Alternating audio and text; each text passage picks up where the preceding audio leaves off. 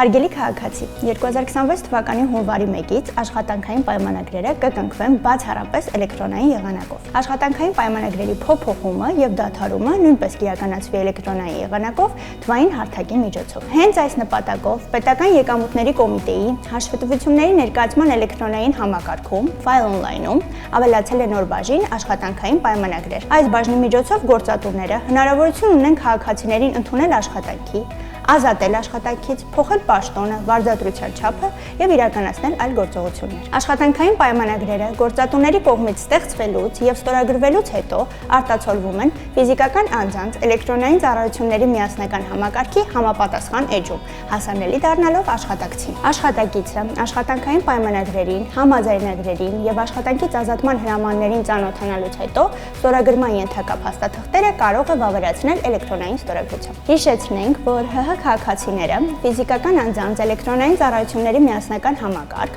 մուտք են գործում ԵՍ ազգային նույնականացման հարթակի միջոցով, որի համար պարտադիր է էլեկտրոնային ստորագրությունը։ Այժմ համակարգում գործում են MID բջջային էլեկտրոնային ստորագրություն եւ EID նույնականացման քարտի միջոցով ստորագրություն։ Նշենք, որ աշխատանքային պայմանագրերի կնքման թվային համակարգը հասանելի է հայերեն, անգլերեն եւ ռուսերեն լեզուներով։ Ի դեպ, կարևոր է իմանալ, որ 2026 թվականի ընթացքում գործատուները պարտավոր են թվայնացնել նախկինում թղթային եղանակով կնքված բոլոր աշխատանքային պայմանագրերը մուտքագրման պահին գործող պայմաններով։